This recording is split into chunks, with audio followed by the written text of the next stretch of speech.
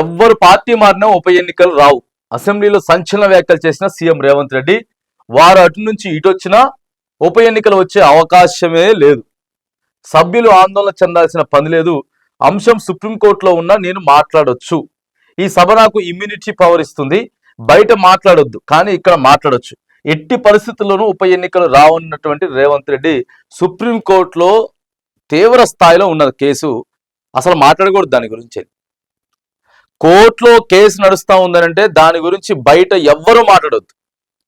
ఒక సాధారణమైనటువంటి టీవీ ఛానల్లో పనిచేసే జర్నలిస్ట్ కానీ యాంకర్ కానీ ఎవరైనా సరే కోర్టు పరిధిలో ఉన్నటువంటి అంశం గురించి వెళ్ళి మాట్లాడడం కాక మాట్లాడొద్దు. ముఖ్యమంత్రి స్థాయిలో ఉండి ముఖ్యమంత్రి గారు అసెంబ్లీలో ఇగో చూడండి మాట్లాడారు. మరి దేనికి సంకేతం ఇది? అంటే రాజ్యాంగానికి విరుద్ధంగా చేసినటువంటి పనులు చర్యలు ఏవైతే ఉన్నాయో మరి వాటిని ఇప్పుడు ముఖ్యమంత్రి గారు సమర్థిస్తున్నట్లా ఎట్లా? కోర్టు ఏమో రాజ్యాంగానికి విరుద్ధంగా మరి చేసిండ్రు, ఎమ్మెల్యేలు పార్టీ మారిండ్రు, ఇది కరెక్ట్ కాదు అని చెప్పి కోర్టులు చెప్తా ఉన్నాయి, చట్టాలు న్యాయస్థానాలు చెప్తా ఉన్నాయి. ఈడేమో ముఖ్యమంత్రి గారు ఏం కాదు చెయ్యి, మా ఎటైనా మారొచ్చు, అటోళ్ళు ఇటు పోవచ్చు, ఇటోళ్ళు అడిపోవచ్చు, ఏ వచ్చినా ఎన్నికలు అయితే రావు, ఇదంతా ట్రాష్, జరగని పని, ఇదంతా టైంపాస్ కోసం ముందుకు పోతా ఉంటుంది, ఇట్లనే వాయిదాల మీద వాయిదాలకు ముందుకు పోతా ఉంటుంది అని చెప్పి సార్ ఎట్లా మాట్లాడుతాడండి సభలో? మరి కాంట్రవర్సీకి కేర్ ఆఫ్ గా మారారు ముఖ్యమంత్రి రేవంత్ రెడ్డి. మరోసారి సుప్రీంకోర్టు అంశాన్ని కోర్టు పరిధి దాటి మాట్లాడారు. పార్టీ మారిన ఎమ్మెల్యేలను ఉద్దేశించి సభలో వివాదాస్పద వ్యాఖ్యలు చేశారు. రాష్ట్రంలో అసలు ఉప ఎన్నికలు రానేరావు, వచ్చే అవకాశం ఏ మాత్రం లేదు అని మాట్లాడారు. మరి మొన్నసారి మరి స్టేషన్ గన్పూర్లో రేపు మాపో రాబోయేటటువంటి ఎన్నికల గురించి అని చెప్పి ఎందుకు మాట్లాడండి? మరి దాని వెనుకున్నది ఏంటిది? ఎప్పుడో 3.5 సంవత్సరాల తర్వాత ఉన్నటువంటి ఎన్నికలకి ఆ మాట ఎందుకు మాట్లాడండి మరి సారు? మళ్ళీ ఇక్కడ ఒక మాట, అటు వారు ఇటు వచ్చినా ఉప ఎన్నికలు రావు అని వ్యాఖ్యానించారు. ఓవైపు ఎమ్మెల్యేల ఫిరాయింపు కేసును సుప్రీంకోర్టు సీరియస్ గా తీసుకుంది. రీజనబుల్ టైం అంటే ఏంటి? ఆ పేరుతో స్పీకర్ కాలయాపన చేయడాన్ని తీవ్రంగా పరిగణించి ఆ రీజనబుల్ టైంను ఫిక్స్ చేసే పనిలో ఉంది. ఇప్పటికే పిటిషన్ తరపు వాదనలు పూర్తయ్యాయి. ఏప్రిల్ 2న స్పీకర్, రాష్ట్ర ప్రభుత్వం, పార్టీ మారిన ఎమ్మెల్యేల తరపున వాదనలు వినిపించనున్నారు. అనంతరం ఫిరాయింపులకు సంబంధించిన కీలక తీర్పు రానుంది. ఈ నేపథ్యంలో బుధవారం అసెంబ్లీలో ముఖ్యమంత్రి రేవంత్ రెడ్డి చేసినటువంటి వ్యాఖ్యలు వివాదాస్పదంగా మారాయి. మాట్లాడకూడదండి, ఆ మాటలు మాట్లాడకూడదు.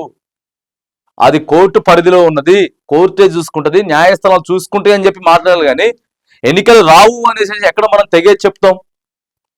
ఎట్లా చెప్పగలుగుతాం? చెప్పినప్పుడు మరి అక్కడ కోర్టులో కేసు ఎందుకు? ఎప్పుడు హైకోర్టు ఇక్కడ కొట్టేయాలి కదా, సుప్రీంకోర్టు దాకా ఎందుకు పోయింది కేసు? ఆడిదాకా పోయిన కేసు గురించి వెళ్ళి మనం ఎట్లా మాట్లాడతాం, ఎట్లా డిసైడ్ చేస్తాం? ఇగో సుప్రీంకోర్టు ధిక్కరిస్తారని చెప్పి హరీష్ రావు మాట్లాడుతుండ్రు. కోర్టు పరిధిని మించి సీఎం రేవంత్ రెడ్డి ఎట్లా మాట్లాడతారు? కోర్టులో పెండింగ్ లో ఉన్న విషయాన్ని సభలో మాట్లాడడం సభా నిబంధనలకు విరుద్ధం, అసెంబ్లీ పార్లమెంట్ వ్యవస్థకు వ్యతిరేకం, ప్రతిపక్షం గొంతు నొక్కే ప్రయత్నం, బెట్టింగ్ యాప్స్ కంట్రోల్ చేయడంలో విఫలం, ఒకే రోజే 2 అత్యాచారాలు, 2 హత్యలు, ఉద్యోగులకు పెన్షన్ డబ్బులు లేవు, కానీ కోట్లతో అత్తగారి ఊరికి రోడ్లు, మైక్ ఇవ్వాలని కోరితే ఇవ్వలేదు, భూముల అమ్మకాన్ని సమర్థిస్తున్నారు, మీడియాతో మాజీ మంత్రి హరీష్ రావు చిట్ చాట్ చేసిండు. సో ఎట్లా మాట్లాడతారు? కోర్టులో జరుగుతున్నటువంటి ధిక్కరిస్తారా? కోర్టు పరిధిని ఎట్లా ధిక్కరిస్తారని చెప్పి మాట్లాడుతున్నాడు. వాస్తవం అది. మరి ముఖ్యమంత్రి గారు ఎందుకు మాట్లాడుతున్నారో ఏం మాట్లాడుతున్నారో తెలియదు. కానీ సార్ మరి మీరే పోయి డైరెక్ట్ గా సీదా చెప్పండి, సుప్రీంకోర్టుకి చెప్పండి మీరే, ఎన్నికలు రావు, ఇదంతా అసలు జరగని పని, అటోళ్ళు ఇటు మారినా ఇటోళ్ళు అటు మాట్లాడినా జరగదని చెప్పి అక్కడ కోర్టు మొత్తం మీరు వెళ్ళి మాట్లాడి కొట్టేపించుకొని వచ్చేసేయండి, అయిపోయింది. మరి ఇంకెందుకు? ఇంకా చట్టాలు ఎందుకు, న్యాయస్థానాలు ఎందుకు, లాయర్లు ఎందుకు, రాజ్యాంగం ఎందుకు? అన్ని మనమే డిసైడ్ చేసేస్తే.